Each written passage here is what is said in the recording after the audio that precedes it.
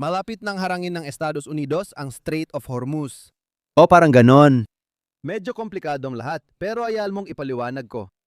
Pagkatapos ng 21 oras ng negosasyon sa Pakistan, nabigo si Pangalawang Pangulo J.D. Vance na makamit ang kasunduan sa delegasyon ng Iran para maglatag ng daan mula sa kasalukuyang tigil putukan patungo sa pangmatagalang solusyon. Bagamat inaasahan na walang pinal na kasunduan ng mga partido dahil mahaba talaga ang ganitong usapan, mas nakakabahala na wala ring malinaw na susunod na hakbang sa diplomasya. Doon idineklara ni Trump ang isang blockade. Hindi ito quarantine gaya ng dati, kundi isang totoong blockade ng strait. Maraming tanong ang lumilitaw dito, lalo na tungkol sa eksaktong anyo ng pagharang, dahil kung headline lang ang mabasa tungkol sa blockade, maaring iba ang intindi mo rito. Pagkatapos, susuriin natin kung paano ito gagawin ng Estados Unidos, ang epekto ng blockade sa pansamantalang natigil na digmaan sa Iran at ang mga panganib ng paglala sa ibang bansa. Oo, heto na naman tayo, humaharap sa mundong nasa digmaan. Sige, unawain muna natin kung ano ang blockade na ito at ano ang hindi. Narito ang anunsyo ni Trump sa Truth Social. Basahin ko lang ang mahahalagang bahagi at lalaktawan ang retorika at palabok ni Trump. Agad na makakabisa, sisimulan ng hukbong dagat ng Estados Unidos ang proseso ng pagharang sa lahat ng barkong susubok, pumasok o lumabas sa Strait of Hormuz. Sa isang punto, mararating natin ang sitwasyon na lahat ay papayagang pumasok at lahat ay papayagang lumabas, ngunit hindi yon pinayagan ng Iran na mangyari. Inutusan ko rin ang hukbong dagat na harangin ang bawat barkong nagbayad ng toll sa Iran sa internasyonal na katubigan. Walang ligtas na paglalakbay sa dagat para sa magbabayad ng ilegal na singil. Sisiraan din natin ang mga minang nilagay ng mga Iranian sa kipot. Sinumang Iranian na paputukan kami o ang mga mapayapang sasakyang dagat ay pasasabugin namin sa impyerno. Magsisimula na ang blockade sa ilang sandali. May ibang bansa ring sasali sa blockade na ito. Kahit hindi ito ginawa ni Trump, salamat sa inyong atensyon sa usaping ito. Alam ko na sinasabi sa anunsyo na lahat ng barko ay nakablock, pero lumalabas na ang post ay tungkol lang sa pagpigil sa mga barkong nagbabayad ng Tehran tanker toll. Dahil sa banta ng Iran na atakihin ang ibang sasakyang pandagat, halos napatigil ang karamihan sa mga pagdaan. Ang blockade ng US ay ginawa para hadlangan ang natitirang mga barko na magbayad ng protection fee sa Iran. Kung sakaling may Saudi oil tanker na makalusot, hindi ko sinasabing magandang ideya ito. Pero kung mangyari man, hinding-hindi ito pipigilan ng Estados Unidos. Samantala, ang salitang blockade na naka-all caps ay talagang kapansin-pansin. Yung paghabol sa mga barkong nagbayad na ay kasing halagang estratehikong usapin.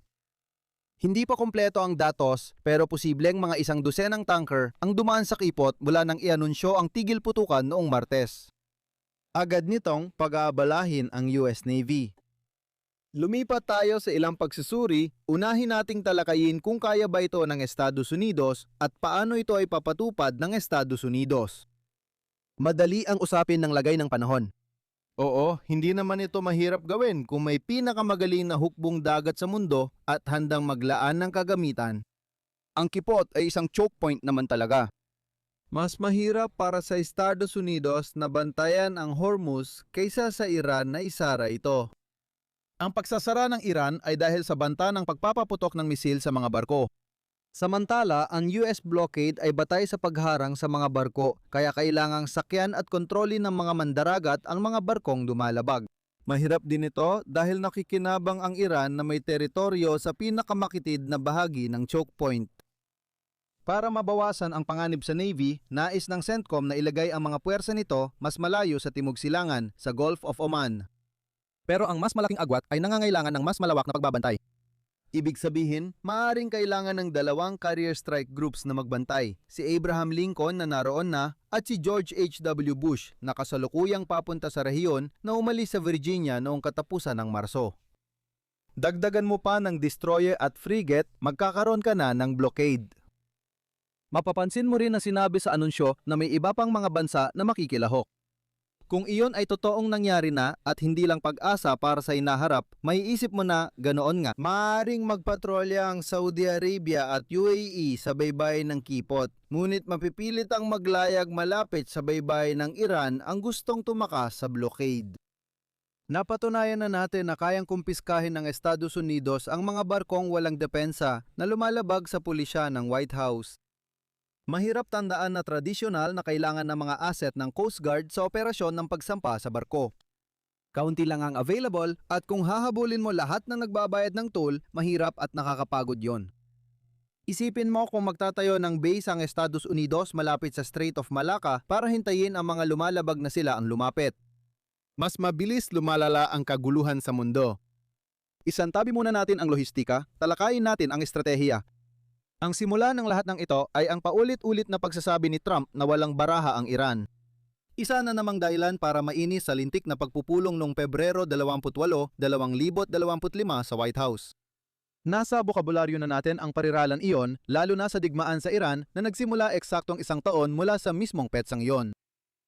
Inamin ni Trump na ang Strait of Hormuz ay eksepsyon sa kakulangan ng baraha ng Iran na siyang kabalintunaan ng sitwasyon. Ang mga kipot ay totoong hawak ng mga baraha at kadalasan ay panalong baraha pa. Sa digmaan, hinayaan ng Estados Unidos ang piling pagdaan sa mga kipot at tumangging harangin ang mga barkong sumusunod sa buwis ng Iran. Dahil ito sa natatanging sitwasyong pampulitika na lagi nating tinatalakay dito sa channel. Ang pangunahing hadlang kay Trump sa pagpapatuloy ng bigmaan ay hindi militar kundi pampulitika. Partikular, ito ay ang inflasyon sa Estados Unidos na tumaas sa 3.3% noong nakaraang buwan. Ang parehong kakaibang dinamikong pampulitika ang nagdulot ng mga kakaibang waiver ng US sa mga bansang gustong mag-angkat ng langis mula Russia o Iran. Ginagawa ng administrasyon ang lahat para mapababa ang presyo ng langis. Ngayon, nagbabago na ng taktika si Trump. Kung matuloy ang blockade, posibleng tumaas uli ang presyo ng langis. Kapag kaunti ang tanker sa pandaigdigang merkado, bumababa ang supply at tumataas ang presyo. Kailangan kong sabihin na malamang lang ito dahil ang blockade ay nilalayong maging isang kasangkapang pamimilit para pilitin ang Iran na muling buksan ng buo ang kipot. Kasabay ng anunsyo, nagpadala ang Estados Unidos ng 2 destroyer sa kipot para simulan ng paglilinis ng mga minang Irani na maaaring naiwan doon. Posible na ang ganitong pamamaraang pamuwersa ay maaari magpabilis ng inaasahan ng merkado tungkol sa buong pagbubukas. Hindi ko ipupusta, pero kailangan kong idiin ang posibilidad na yon.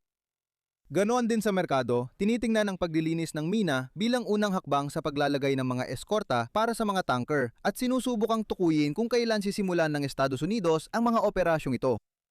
Sa mas malawak na pananaw, nagpatupad ang White House ng mas hindi nagpapalalang hakbang matapos walang malinaw na progreso sa negosasyon. Mas mainam sanang muling simulan ang pambobomba. Plano kong gamitin ang araw na ito para talakayin kung sino ang mas nakikinabang sa panandaliang tigil putukan, pero mukhang kailangang ipagpaliban muna ito. Sa halip, ginagawa ng administrasyong Trump na seryosong nuclear option ang pagsasara ng kipot imbes na isang benepisyo lang para sa Iran. Malinaw na may dagdag na parusang pampulitika sa US, pero di ako sigurado kung gaano kalayo si Trump mula sa pinakamababang puntos ng kanyang survey.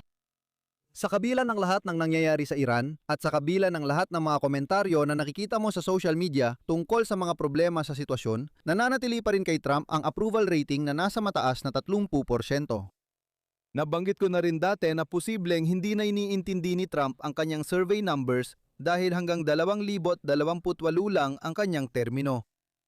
Kaya hindi tiyak kung kayang hintayin ng Iran na matapos ang termino ni Trump sa usapin ng uranium enrichment bago sila malugi dahil hindi na nila mabenta ang langis.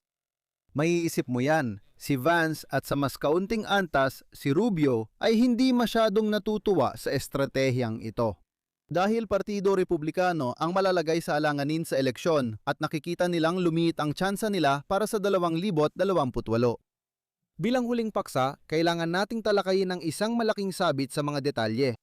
Sa totoo lang, ang pagpapatupad ng blockade ay nagdudulot ng samot-saring mahihirap na isyung estratehiko sa ating mundong nasa digmaan.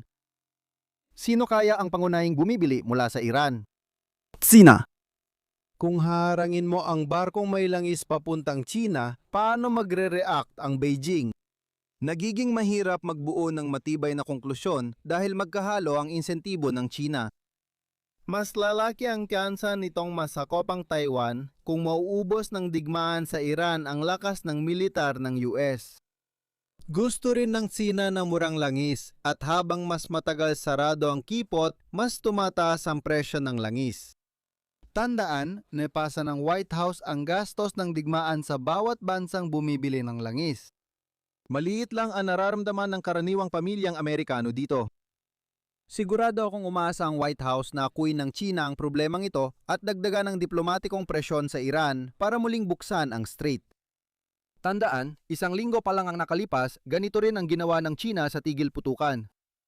Tinitingnan din ng China ang pagpadala ng armas sa Iran. Kaya pareho lang ang epekto nito sa magkabilang panig. Alternatibo ay magsimula ang China sa pag-escort ng mga tanker sa kipot. Eksakto sa kailangan natin ang plan at ang hukbong dagat ng US na nagbabantay habang dumadaan ang kanilang mga barko sa tabi ng isa't isa. Pero sa kabilang banda, may katulad na bersyon nito na nangyayari na ngayon. Ngayon, nagpapadala na ang Rusya ng mga militar na escort para bantayan ang kanilang mga oil tanker na dumadaan sa tabi ng United Kingdom. Maganda ang 2026. Para gumana ang blockade, dapat handang harangin ang mga sasakyang dagat, kung hindi, mawawalan ito ng saysay.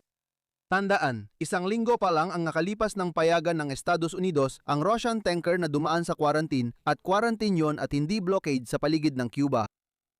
Isa pang tanong para sa Estados Unidos, paano kung may tanker na sumubok tumagos sa blockade at mahuli ito ng Estados Unidos?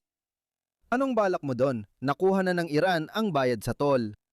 Layunin hindi lang kunin ang pera sa barko, kundi pigilan din ang susunod na tatangkang tumagos sa blockade. Pero milyong-milyong bariles ng langis pa rin ang natitira sa'yo. Magtatag kaya ng pondo para sa muling pagbangon ng mga bansang nasa Gulf Coast na tinamaan ng mga missile at drone ng Iran? Wala akong magandang sagot dito, pero pakiusap, kung ikaw ay nasa State Department, ayusin mo na ito ngayon kaysa hintayin pang mangyari sa hinaharap. Kaya ano ang mga pangunahing natutunan natin para sa araw na ito? Hinaharangan ng Estados Unidos ang Strait of Hormuz, pero ang totoo, pinipipigilan lang ito ang mga barkong may kaugnayan sa Iran na dumaan doon. Kung may 1 bilyong asset ka sa rehiyon, madali lang ang pagharang. Hindi pa natin alam kung gagana ito dahil iniiwasan ni Trump ang debate sa politika ng US ukol dito. Posibleng lumala pa ang sitwasyon kung madadamay ang China sa malawak na digmaan sa mundo. Marami pa akong tatalakayin tungkol sa Strait of Hormuz at sa mas malawak na sigalot sa gitnang silangan na maaari ninyong pag-isipan. Tingnan nyo na ang isa sa maraming opsyong ito ngayon.